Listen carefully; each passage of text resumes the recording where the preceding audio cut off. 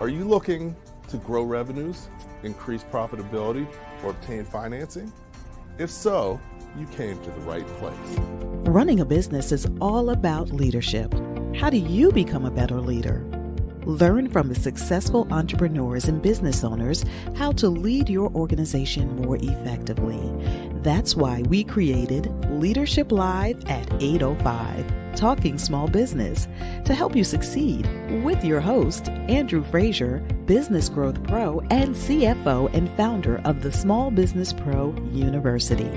Every Tuesday evening at 8 p.m. Eastern, we're joined by experienced entrepreneurs and business owners who share their secrets to success via live stream. Also, every Friday morning, we release a new podcast episode. Either way, you will learn about developing your business leadership skills from our roster of highly performing guest experts. Leadership Live is one of the many valuable resources provided through the Small Business Pro University, empowering business owners to learn, profit, and grow. Find out more at sbpro.u.com.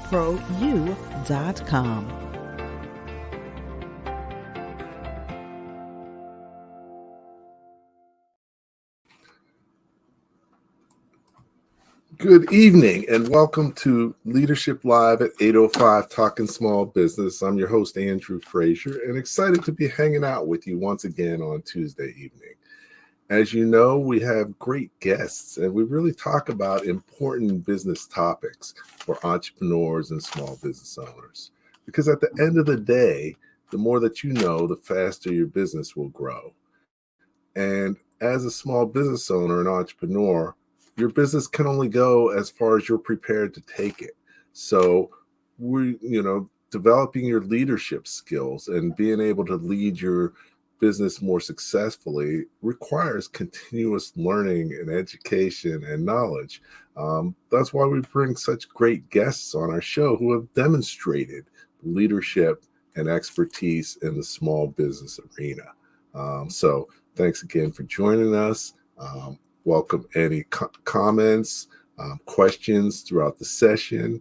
And we look forward to having a great session tonight. Tonight, I'm excited about our topic. We haven't really talked about this too much previously. And we're going to talk about the secret to raising capital for an acquisition. Definitely financing is important. Many times you can grow organically, but also you can grow by acquisition. And as a small business, you can still potentially do that. There's different ways to finance a small business, and sometimes it's hard to find the financing.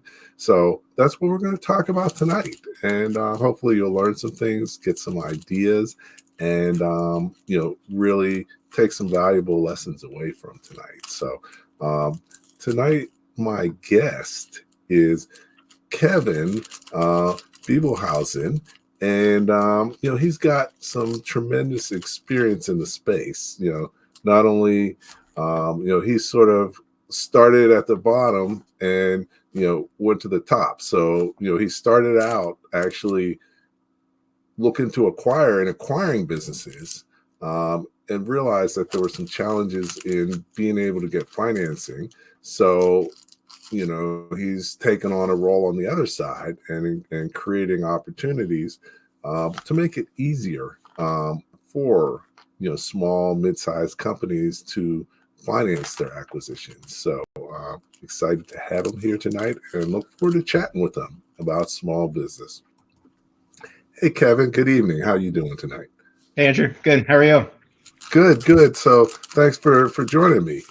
Looking forward to chatting with you and kind of, bringing out some key things that could be valuable for entrepreneurs and business owners. Yeah, absolutely.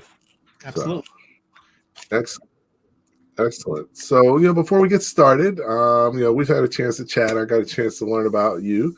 But our audience doesn't really know too much about you. So if you could take a little bit of time and sort of just talk a little bit about your journey, how you got to where you are and sort of how you learned the key things that you know. Yeah, definitely the school of hard knocks. I'm what you might call a corporate burnout or corporate cast off. I like a lot of, I think, entrepreneurs, who come in their 30s or 40s, they're maybe kind of late to the game. We kind of go through our corporate careers and find ourselves unsatisfied. That's where I found myself. I had done a decade plus in the healthcare industry, various different types of companies, for wholesalers, providers, software companies. I kind of did it all. But I still wanted to. I had a desire to own my own business, and I couldn't get rid of that feeling. I read a book in 2017 that was published 2017 2018. It was published by Harvard Business Review, and it's aptly titled "The Guide to Buying Small Businesses." And there's a story in this book where Harvard graduate, decides that I think it's a Harvard graduate, but anyway, he decides he's going to go buy a business. And what he finds is he finds a porta potty business. And when I read that story, and he was going to go buy this company and run this boring, kind of sweaty, smelly business, the lights kind of turned on for me. It's like, this is what I want to do. I'm not a startup guy. I don't want to create a dating app. I don't want to, do the next social media thing. I don't really want to be involved in any of the venture capital space. But boring businesses, I understand. Essential businesses, I understand, especially coming out of healthcare, where you're in essential business. And so I just fell in love with the idea of buying durable, cash flowing businesses as a way to mitigate risk in coming into entrepreneurship. Everybody kind of knows that the first few years of any venture are the riskiest, and you know all the stats, right, that are out there. It's like 95% of businesses fail within the first 5 years, or whatever the number is. It's high, but when you're able to buy a company, you're typically buying a company that's been around for a while, call it 10 plus years, that has historical profitability, that is relatively stable.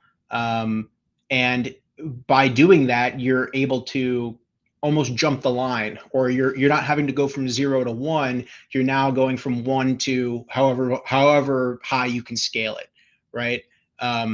So that's kind of the philosophy that I had coming into doing this. I wanted to buy something that was boring, that just was kicking off cash, and tried to do it in 2018.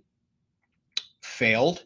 So there's a whole process we can go, talk a little bit more about, but typically the way these things are financed are like anything, a combination of debt and equity.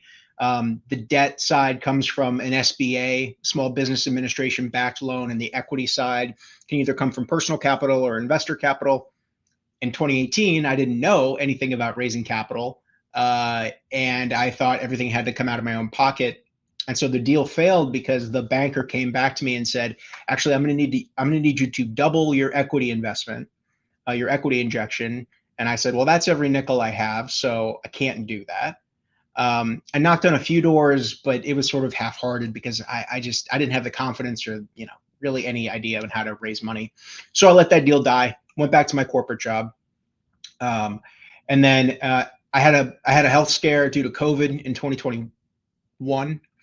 And basically, it was one of those clarifying experiences for me where I realized that I still wanted to own a business. I still wanted to do this, and kind of jumped back in, got back on the saddle in 2022 and acquired a business at the end of the year, utilizing the same kind of methodology, go out and get an SBA loan. This time I knew more about raising capital, and I found some people that I could talk to get some help. So I ended up raising about $800,000 in equity and another $6.5 million in debt. And but yeah, it was utilizing the same structure that I knew about in 2018, but a little bit more experience after going through all that. And then the experience I had in raising capital, as you may or may not be aware of, people in your audience here, it's a lot of work. It's sales. You're oftentimes dialing for dollars, cold emailing for dollars, trying to get people excited about what you're working on. And So you're collecting relatively small checks. So my check, I mean, in the grand scheme of things, small checks. So the minimum check size for my deal was $50,000. That's a ton of money to me. But the people I was raising from, they're all accredited investors, and that was, pretty standard check size. But you just do the math real quick. Like if you've got 50,000 as your minimum investment, and you're trying to get to 800, your cap table is pretty large because most people are coming in at that minimum. So it was a long and kind of arduous process to do it, and that is what we're successful. We closed, everything's fine, but after that process, that's what kind of inspired us, me and a couple partners, to start Fruition Capital, because the equity raise process was kind of opaque for a lot of people, and frankly, it requires a special skill set. I think anybody can really learn how to do it, but if you can outsource it to somebody else and it doesn't cost you anything, why wouldn't you want to do that? Especially for those buyers who are going through the SBA process for the first time. So if a lot of you probably have mortgages, that what a pain in the butt a mortgage can be. I promise you, an SBA loan is at least 3 times worse than that. At least that's probably being conservative.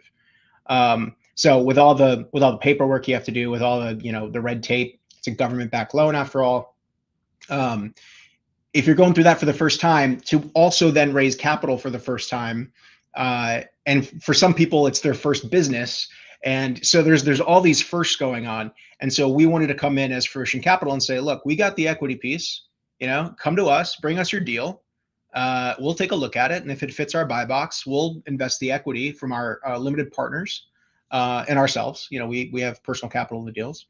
And that way, it's sort of a plug and play for the entrepreneur coming in. Okay, excellent. So, definitely, even just in that story there, you shared a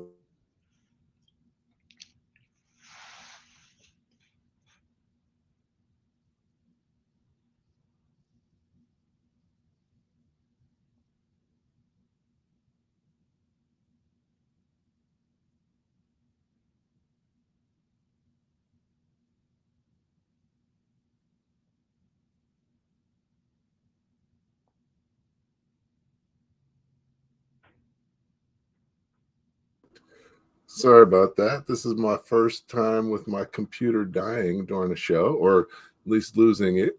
But hopefully I'm back and no, we didn't lose anybody.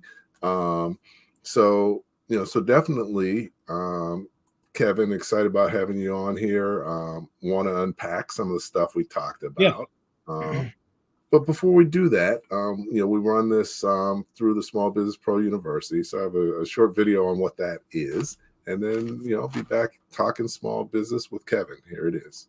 Many small businesses experience low or no revenue growth, and the owners are not making enough money. I founded the Small Business Pro University to help business owners break that cycle by empowering them with greater knowledge and enhanced skills to lead their companies more effectively. Over the past 15 years, I've worked one-on-one with more than 1,000 business owners and taught tens of thousands of people about business. My experience includes serving as a Navy officer, graduating from MIT, earning an MBA from NYU, and achieving the CFA designation.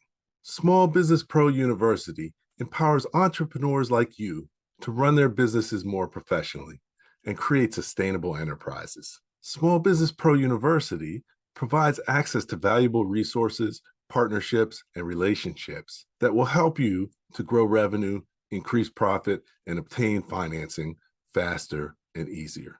Our Masterpreneur initiatives include more than 100 expert-led multimedia courses and training programs with more than 2,500 lessons.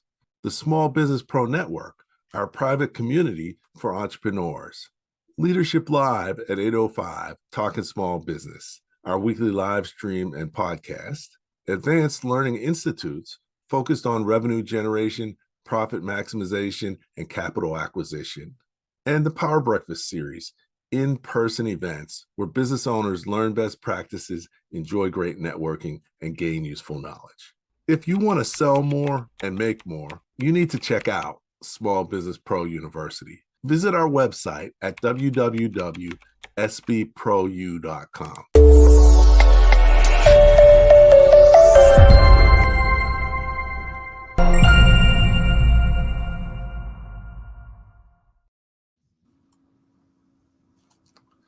Okay, great. I'm back with Kevin talking small business. We're talking about raising capital for an acquisition. And, one of the things you talked about was, um, you know, it's, buying a business is a lot different than starting a business. And, takes different skills and capacities and interests. So just because you don't want to start from scratch doesn't mean you can't be an entrepreneur and business owner.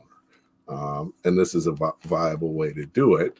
One of the things you mentioned was that you really focused on essential businesses.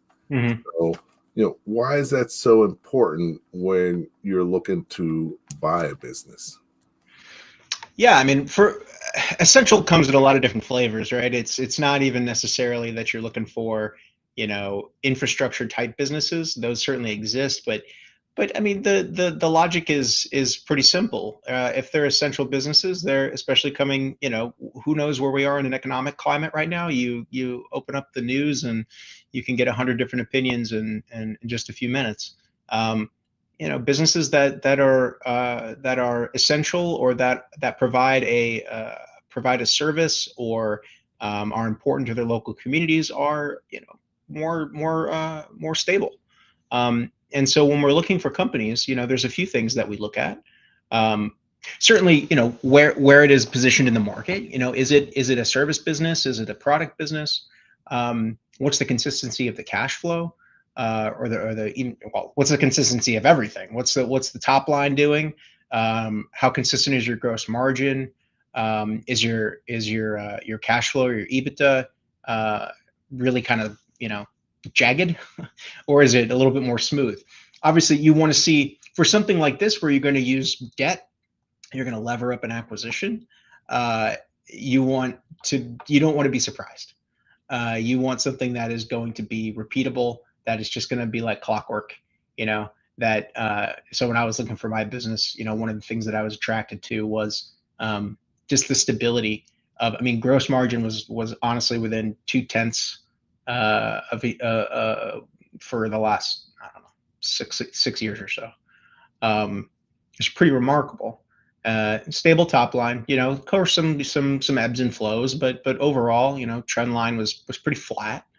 And that's kind of the beauty of what we do here, right? Like the magic is kind of in the leverage that you're able to put on these businesses. That you're able to bet on the business, bet on yourself, that the business is consistently profitable. It's got a financial track record.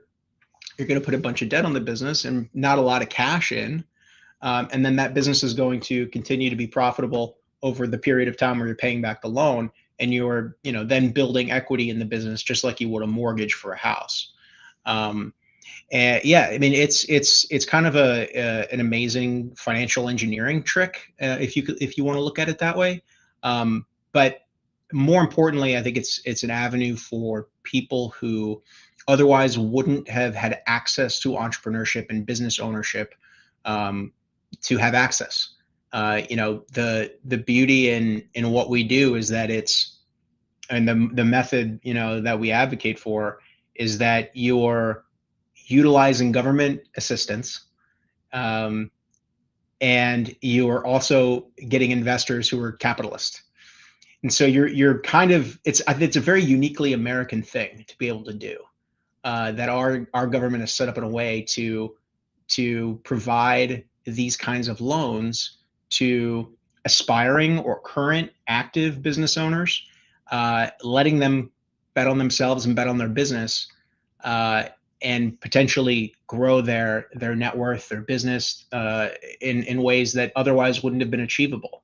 If you've spent any time kind of in the lower middle market space, call it under let's just say under $2 million in EBITDA, It's very hard to finance these businesses. There's really only the SBA that's available to them, and of course equity. You could always buy a business with all cash. Nobody's going to stop you from doing that. If you've got the change in your cushion, you can certainly do that. But the access to the debt is what makes it an opportunity for all Americans who are able to qualify for the loan, are able to get into one of these essential businesses that kick off regular cash, that are pillars of their community. I know one silly kind of example for a searcher, for a sponsor that we invested in, silly but not, is he came in and how do we know that this is the guy we want to invest in and invest in his deal? It's because he comes in and he starts talking about it's not throwing up a bunch of spreadsheets to talk. He had the chops to do it. He was came from private equity, super smart guy, but he wanted to drive the tow truck. He bought a towing company. He wanted to drive the tow truck on Main Street for the parade. Like that stuff matters. If you're gonna be a business owner in a community, especially in a service business like that, where you're kind of geographically restricted, like you're in a maybe 60-mile radius, to give back into that community, to be part of that community. That lets me know that person's kind of all in, right? That person understands what it is to own a business in a community and to be a citizen in a municipality. Okay, excellent. No, that's great points. One of the things that is key is, you're not buying businesses that are losing money, right? And you're not buying businesses who are declining. So, if you turn that around, a lot of people want to sell their business, but they may not really think in terms of, well, what does a buyer want? And for every business you bought, you've probably seen at least 10 that you didn't buy. Oh, at least. Talk a little bit about kind of what some of the issues are, and if you're looking for a business, what you want to watch out for. It's really tough. It's really, there's the things that I'm going to talk about are they're not, it's not rocket science. It's pretty simple stuff when you start thinking about it, but it's a difficult conversation to have with any business owner, because you run the risk of calling their baby ugly, and nobody really wants to hear that. And the truth is like, there are a lot of businesses, everybody talks about, there's this buzzword kind of going around, or this phrase that's going around about the silver tsunami, and all of this wealth is going to transfer from the baby boomers to the next, the up and coming generations. And, there's some truth in that, but there's a lot of businesses that won't transfer, that will just close because they're not saleable. Why aren't they saleable? Well, there's a few things. One, you mentioned a couple, right? Like declining revenue, inconsistently profitable, or just consistently unprofitable. Those businesses absolutely aren't going to trade. How key is the owner in the business? This is a conversation I've been having with business owners more and more recently, as people they've been through COVID. They don't really want to go through another financial cycle, and they're kind of looking around and like, well, what do I do? And the first question I ask them, or the first thing I look for, when I was in somebody's, I was in California a couple of weeks ago. I went to somebody's business, and she ran the show. Everything, she was the sun around which everything else revolved. And there's nothing wrong with that until you go to sell. Because once you do that, you're so integral to the business that there's significant doubt that the business can continue without your day-to-day involvement. You've built an awesome lifestyle business, a life that you want to lead, a business that you want to run. It's just that nobody else can. You can't exactly flip the keys to somebody else and say, all right, good luck, because you own all the relationships, you own all the key, customer interactions. You're the straw that stirs the drink. And that, I see this a lot from people who start their business, grow it from zero, and grow it into something that's really impressive, that they've built with their life. And then when they go to sell it, or they start inquiring about selling, we start peeling back the layers, and you realize that it's pretty. There's key man risk, is what we call it. And it's difficult because these people have been involved since obviously day one. They've done every job. They know how to do every job. They could probably do every job better than the people doing the job. And they're oftentimes, I'm just going to paint with a broad brush, but they're more control freaks because they know exactly the way they want it. They've been successful getting it to a certain point. What's worked for them has worked, and they don't really want to take their hands off the wheel or delegate to somebody else. So if anybody listening is interested in selling your business, you need to really do an audit, and I would look at that first, right? Like how could you, and a great way to test this, when's the last time you went on vacation? And how long did you go? Was it a couple weeks? Was it a couple days? This is one of the things that we coach our sponsors to ask when they're going out looking for deals, is like, ask the owner when the last time they took a vacation was. Because if the business can run for, a month, 3 weeks without you, that's a pretty good sign that the team is mature enough to handle the business when you're not there. Now, you probably still provide a lot of value. You're coming in and you're, hopefully setting vision and strategy, and you're leading the team, and you're doing, you're wearing a bunch of different hats, but the wheels don't grind to a screeching halt when you want to take a day off, or when you want to, take a couple weeks and, go with your family on vacation somewhere. So that would be, one of the first things I'd look at. And probably the thing that trips most people up. Okay. No, excellent. Well, I work with a lot of manufacturing companies, and a lot of manufacturers, they've been in business a long time and are getting close to thinking about selling, or already, like you said.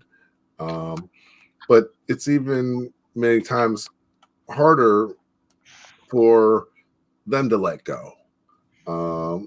Because there's an expertise involved that that needs to happen, and also the buyer needs to have a level of expertise, or a really good, or you have to have a really good leadership team.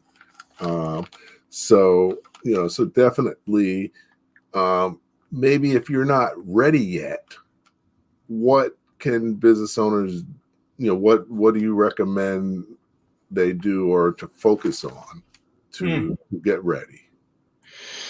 I think probably that's a good question, because I think it's a bit of a different answer than what I gave before, and because I haven't gone through this once or twice. What's the state of your books? Are you diligently keeping books? Do you have somebody doing it? I hope you're not doing it. See above, don't, the owner's doing too much and, is integral to the day to day. So hopefully you're outsourcing your bookkeeping, or you have somebody on staff who's doing it. But you need to make sure you have clean books. And if you are a couple years away from selling, and you're going to want to sell, the smartest thing you can do, and this is coming from me as a buyer, I don't really want to see all the business owners do this, but you're going to get top dollar for your business if you stop running personal expenses through it for a couple years. If you make an honest effort to clean everything up and make it very digestible by somebody who doesn't necessarily know your business. I can't tell you how many, I've talked to brokers, and it's like, oh, well, we add back all this, and it's basically saying like these are one-time non-reoccurring expenses, and they'll basically just throw in a bunch of add backs to get their EBITDA to look great. And then you go and you do some diligence on the add backs. We're like, okay, well, you can't really you could make an argument, but there's no documentation for this add back being like a personal expense or a non-reoccurring expense, or it's worth it to, if you're able to get ahead of it, to plan and know that you might be able to you may be paying a little bit more in taxes for a couple of years because you're not running a lot more things through your business. But in the long run of only a couple of years, right, if you're looking to sell your business, that's going to make you get top dollar. The cleaner you can get your books, the more buttoned up you can be, the better. And there's, I mean, there's plenty of M&A advisors.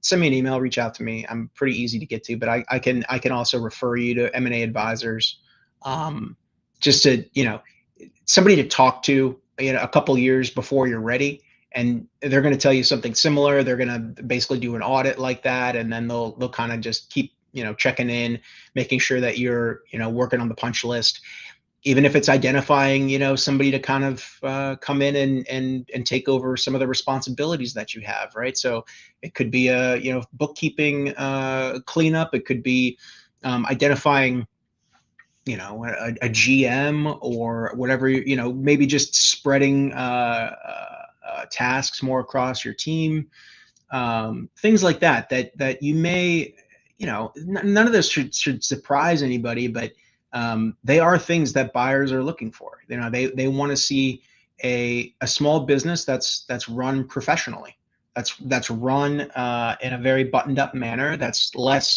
not doing their finances and their bookkeeping on the back of a napkin, but that has real software, that that has real processes. Another thing is documenting policies and procedures. Somebody I brought in a consultant to help me do that, and interviewed all the members of my staff that I took over, because I need to know what the procedures are. They've been doing something for 20 years, but they've never written it down. If they get hit by a bus or they win the lottery and they don't come back to work, okay, how do I train this job? Especially if it's on systems that are very old. So there's a lot of nuance to that too. But yeah, those are a couple of the things that I would recommend as somebody who's looking to be a potential seller in the next, call it 2 to 3 years. Okay. No, I mean, those are great points. Actually, I do a lot of those things for the manufacturing companies that I work with. And, I'm always trying to figure out my marketing, but, one of the things I tell people is, I make your business boring, but I need a better marketing line than that. But, at the end of the day, if you have, a business that's running pretty much without you and you're making money all the time and you don't have to worry about it, it's kind of boring, but it's the good boring, because then it becomes sellable. So 100%. yes, so definitely that's key. It's not, it's de-risking it for the buyer, but then also, you're looking at it from a bank's perspective. Yep. And these are already risky businesses. That's why the government needs to come in and guarantee loans. That's why the SBA loan program exists. But that doesn't mean they're just going to give you an airball, and let you just, and basically take somebody's word for it and not do their due diligence. Like, they're absolutely going to dig deep, and they're going to make sure that the business is well diversified enough, and that isn't going to have massive key man risk. And so the revenue is going to drop off a cliff when the owner sells. They're gonna I want to say kick the tires, but it's more than that. They're doing the full 21 point inspection or whatever it is. Yeah, no, definitely. Like you said, most small businesses are so risky that it's unlikely that anyone would lend them money without the SBA. Not the SBA. And even if the SBA is going to lend to you, there's key things to keep in mind. They're going to make you get an independent business valuation. So that's going to be very detailed. They're going to comb through your financials, and the tax return is their Bible. So you can put whatever you want in your financial statements. They want the tax return, because nobody tells the IRS they made more money than they did. That's right. So those are great points. Definitely want to talk to you about some more stuff. Maybe even flip it over to the financing part. But before we do that, I want to take a short break. Next week we have some exciting stuff coming up. Those of you who have been to a power breakfast, We do those quarterly. We've been doing them for over 10 years, and they're a great experience. So if you're in the New Jersey area, definitely invite you to come out and check them out. And, we, have a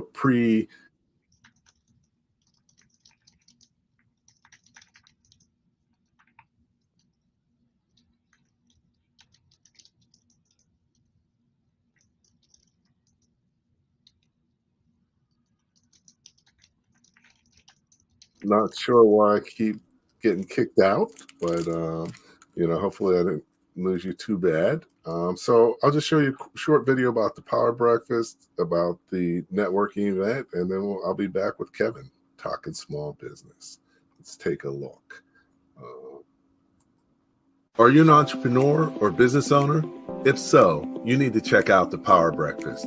The Power Breakfast is New Jersey's premier business networking event for entrepreneurs. The Power Breakfast is a unique forum for learning best practices, enjoying great networking, and gaining useful knowledge. Over the past 10 years, we have hosted more than 1,500 attendees who have directly benefited with revenue growth and financing. Join me at the next Power Breakfast event on March 22nd in the clubhouse at Galloping Hill Golf Course in Kenilworth, New Jersey. You don't want to miss our featured guest speaker, Jimmy Newsom, the Impact Influencer.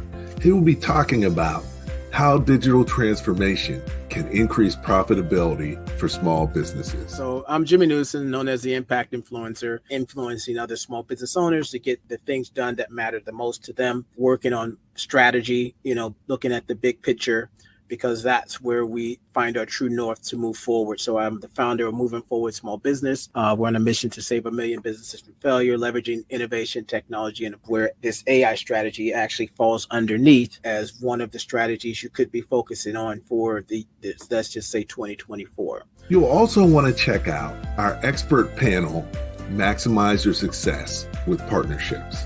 I look forward to seeing you at the Power Breakfast on March 22nd. To learn more and register, visit www.the-power-breakfast.com today. Okay.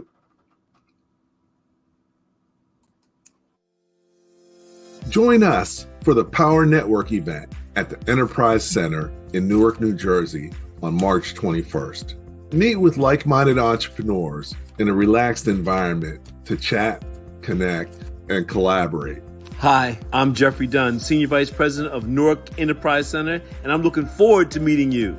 I'm Andrew Frazier. Please join me at our Power Network event, and I look forward to introducing you to our members. To learn more and register, visit www.sbprou.com/power-network. That's www.sbprou.com/power-network today.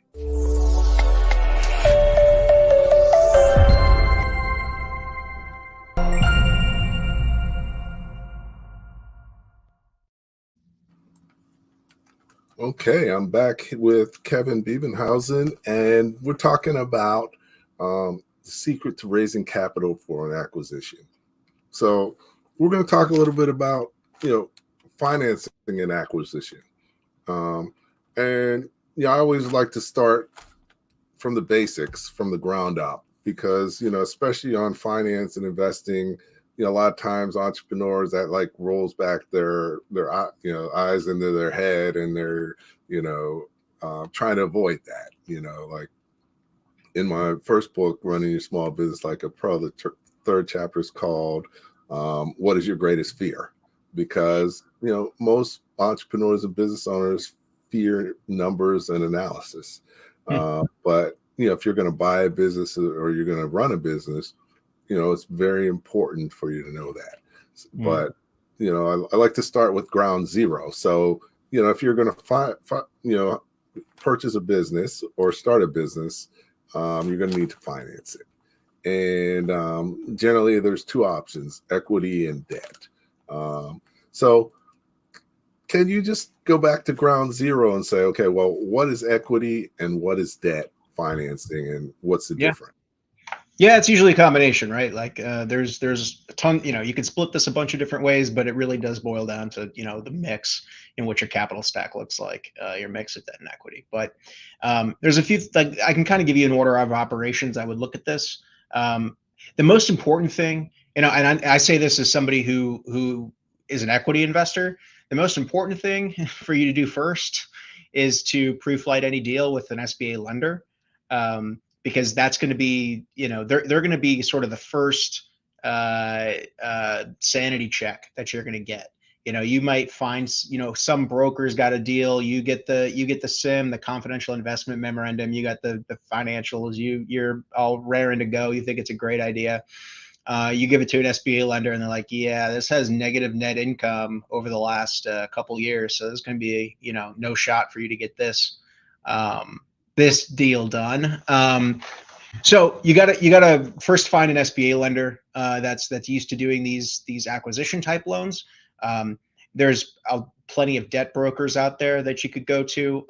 If anybody's looking for a contact, just reach out to me. I'm happy to. I don't get any kickbacks or anything. I know a lot of debt brokers. Who are very helpful and very good at what they do. They specialize in SBA lending and basically finding SBA sources in all the nooks and crannies of the U.S.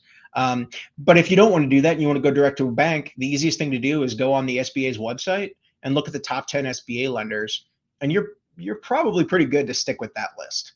The SBA is a very tricky and ever-changing process, and you really want somebody who, frankly, this is all they do. You want a specialist and a bank that really specializes in SBA lending. So when you go and get your deal, you're ready to start thinking about, okay, well, how do I finance this?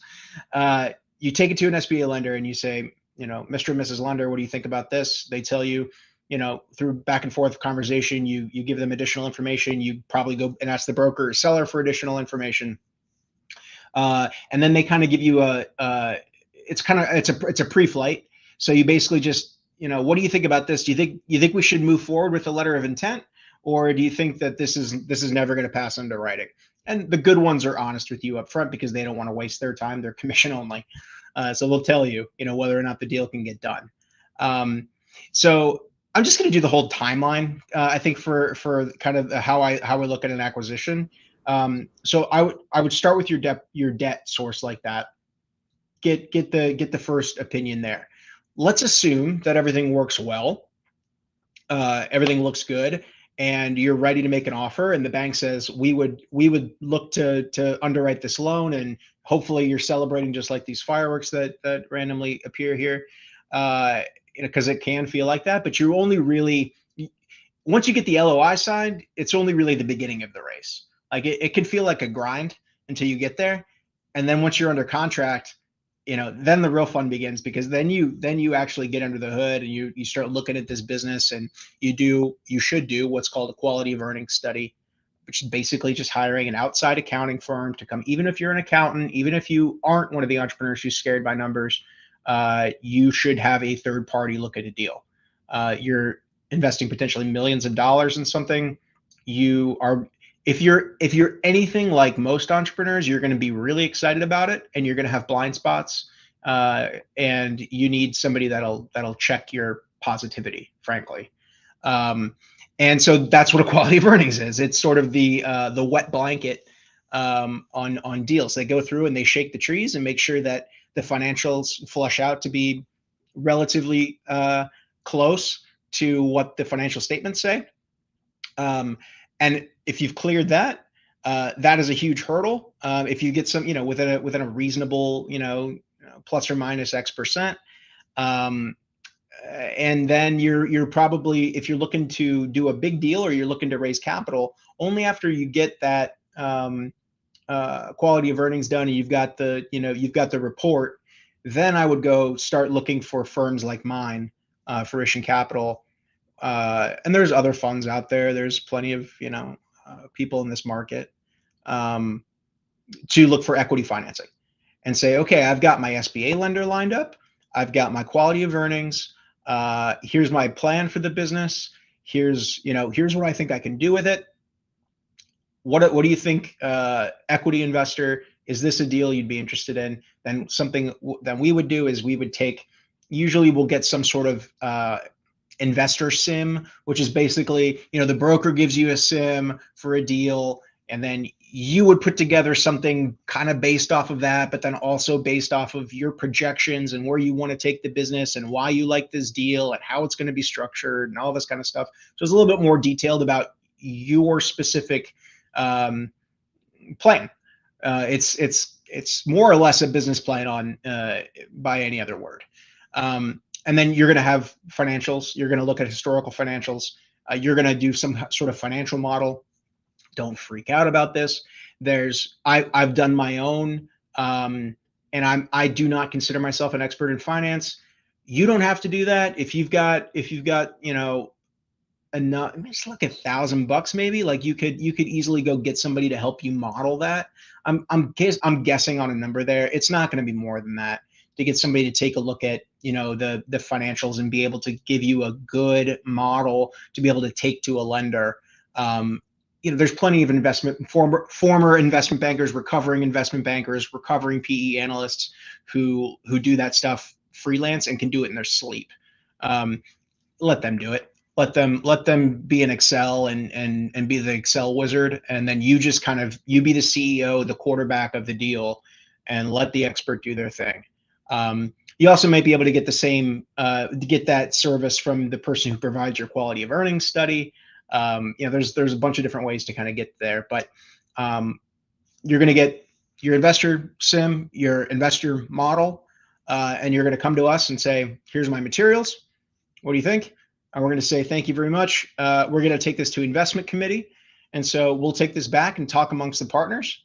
We'll kind of see where we are in terms of our rate of deploying capital, if the deal is within our buy box.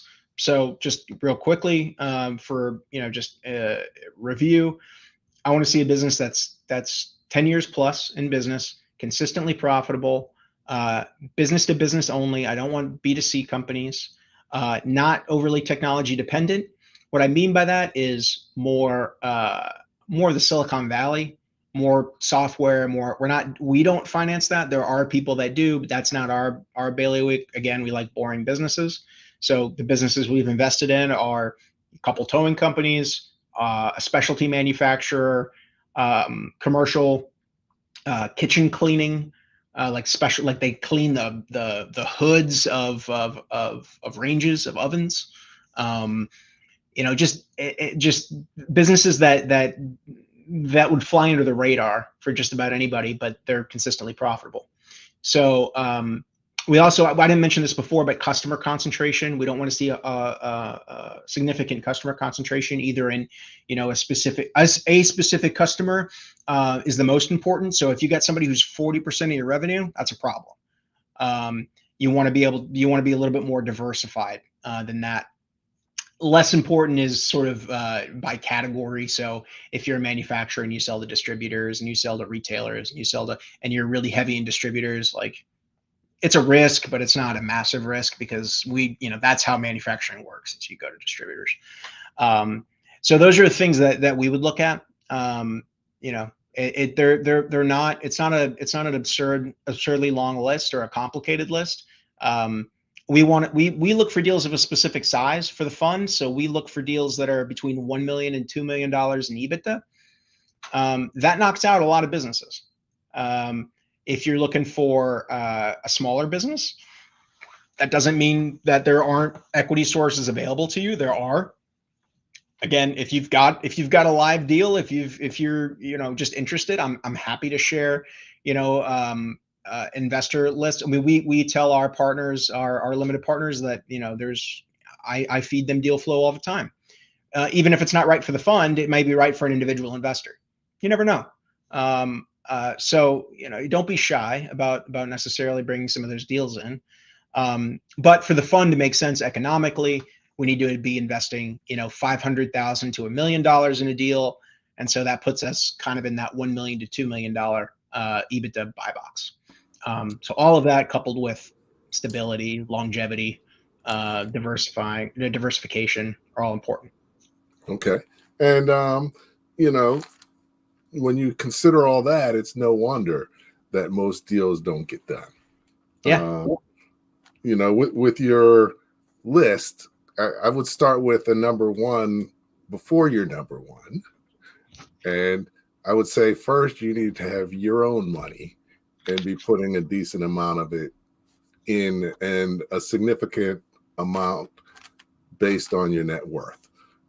Because I think, you got to be your number one investor. And you're not going to trust anyone who doesn't want to put any money in, or the bank. No money down buying businesses. Usually you're not buying a good business because you're buying it from the seller, or the seller's financing. Sure. That's true. Yep. So some meaningful amount of equity is something that, that's the way banks will typically say it to me. Is like, we want a meaningful amount of equity. Well, what that means is it's some percentage of your net worth, right? Like there's not a hard and fast number. It's just, they want to see you have some skin in the game. Yeah. And the other thing is, we're talking about the upside, the downside. I work with people on financing and financial cash flow and other issues. Taking on an SBA loan, that's a real loan, and they take all collateral. So you want to explain a little bit about what that means and how they work?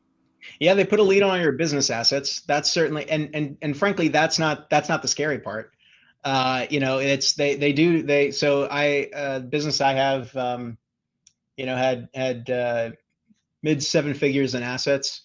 All those are, under a lien by the SBA. Because if the business goes belly up, then they have to liquidate the assets to recoup their investment. The thing that people don't think about for the SBA, is the fact that it's a PG loan. It's personally guaranteed. So when you personally guarantee a loan, it's akin to doing something like a credit card or a mortgage, where if you default on it, they're going to come take your assets, your personal assets, which includes your house. And look, there are ways to mitigate this risk. If I'll leave it for some of the debt brokers that you can talk to, I can refer you to. Do not let the fear of them putting a lien on your house dissuade you from doing something like this. There are ways to substantially mitigate that risk. One, I'll give you an example. One is if you have a considerable amount of equity in your home, get a home equity line of credit, because that way you basically, to the bank, it shows you have less equity in the house. And if you're below a certain amount, they're not going to take a lien on it. So there's like tricks you can do to make it a little bit more buyer friendly. But to the uneducated person, or the person that doesn't have the experience, they don't know about that. And they'll just sign on the dotted line for an SBA loan, and they'll be exposed where they don't necessarily need to be. So there's, the SBA is a double-edged sword. It's a great tool to sort of make your way up the ladder and to bet on yourself, but you're betting on yourself, and you're betting on yourself with your own assets, your own work ethic, your own sweat equity coming into the business. And they're gonna want to try and protect that investment at all costs, and they're well within their rights to do so. But we also have ways to make it less onerous for any borrower. Doesn't mean there's no risk. Of course, there's risk involved, but you have ways to kind of lessen the pain. Right. And I mean, at the end of the day, that just means you want to scrutinize the deal that you're going into to make it work, make sure it works. One other surprise a lot of people get is, they're like, oh, well, does my wife have to sign? If you're married, you're both signing. So make sure you're on your spouse is on board with what you're doing, because that's important as well. So yeah, I mean, unfortunately, time goes really fast when you're having fun. It's just about 9 o'clock, so we're bumping up on the edge of that. So we could talk for hours about this stuff, but we appreciate recognize people's time, and but definitely greatly appreciate Kevin taking some time out to share these things. But before we sign off, definitely want to, everybody, you can hear things, but generally people only, hear or get, 1/3 of what they hear. So, what we like to do at the end is really just have the guests share 3 key takeaways that you should have, because the other thing is, most people's brains can't take in more than 3 different things. So we're trying to make it easy for you to really get as much as possible out of joining us for tonight. So definitely, Kevin, give it some thought about what you think the top 3 things people should take away. I've got 1-minute video about my newest book, and then we'll have Kevin come back and share what he has. Most businesses are not growing, could be more profitable, and have cash flow issues due to lack of capital. What if you knew the secret to generating revenue, maximizing profitability, and acquiring capital when you need it? I'm Andrew Frazier, and I have developed a proven 5-step framework to take you from startup to scaling faster and easier. I laid it all out in the Masterpreneur Playbook. It's available now in both English and Spanish on Amazon, Audible, and my website, sbpru.com. Get your copy today to start selling more and making more sooner.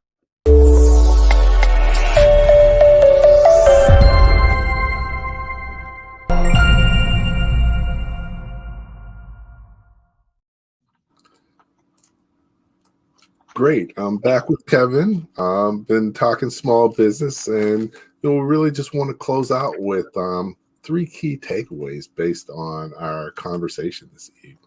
I felt like I was in Jeopardy right there, where you're is there doing Final Jeopardy, and okay. I just needed the music, right? Whoever the host is now, not Alex Trebek, whatever. Yeah, I've got my 3 things. You ready? All right. So first, growing via acquisition is possible, and it's a great lever to pull for growing your business. Like, organic growth is great, marketing is great. Like, there's so many things that you have available to you, but growing via acquisition is a great way to add products or services to your business that would be complementary, that would diversify your offering to your customer base, that you don't necessarily have to start from zero. You can jump in kind of with a lot of the hard part already done. It's a great hack to grow your business. The second thing is, it's more accessible than you may think. If anything we've said today is kind of, it just seems like Greek, like you don't understand it. I promise you, there's, and this is kind of the third thing right here. There's more resources available than you might know about. So it's accessible. It's not as complicated. Like in the world of finance, people like to make things appear a lot more complicated than they are, to sort of give you the impression that they're the only ones who can do what they do. There is nothing like magic about what private equity does. We're doing the exact same thing. We're just bringing it down to the lower middle market, and trying to share those skills with smaller businesses, because the blocking and tackling is still the same.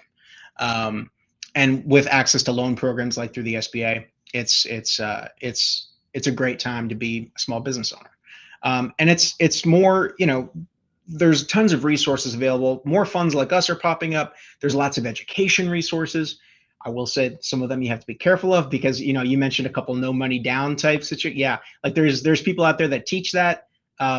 It's not that it's impossible. It's just very, very, very, very unlikely. And if you're gonna do this, you might as well like look at something that's a lot more like feasible than like an edge case, right? You want to aim for the sweet spot. where this is actually a financeable deal and not some like, one-off miracle deal that it's like a unicorn. Like you don't waste your time. Your time's more valuable than that.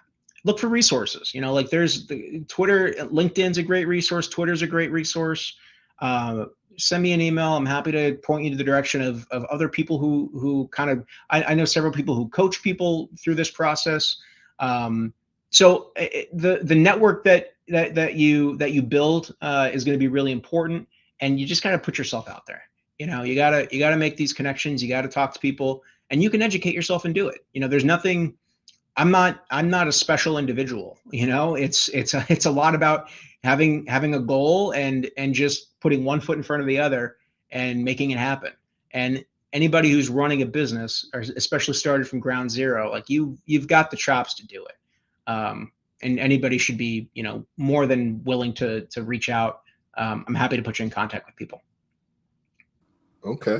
No, this has been great, Kevin. Really talking about, topic that a lot of people don't really know much about. And even less people have actually done on both sides of the equation. So, so taking away, definitely doing an acquisition allows you to do something in a much shorter period of time, or something that you otherwise could never do. It may be more achievable than you might think, but it probably also takes more work and effort than you would think. So you got to balance that out and take longer than you think.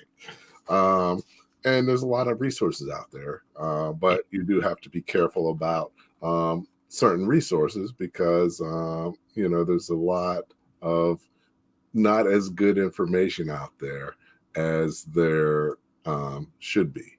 So definitely appreciate everybody's comments and tuning in once again. Kevin shared, that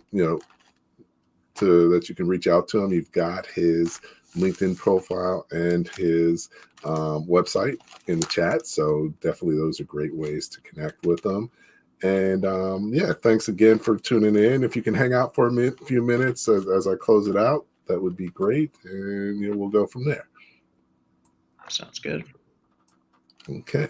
All right, everybody. Thanks again for tuning in. Appreciate your comments throughout the show. Looking forward to really trying to help you make 2024 your best year ever. Definitely for me and several of my clients and partners, 2024 is off to a great start. So hopefully it is for you as well.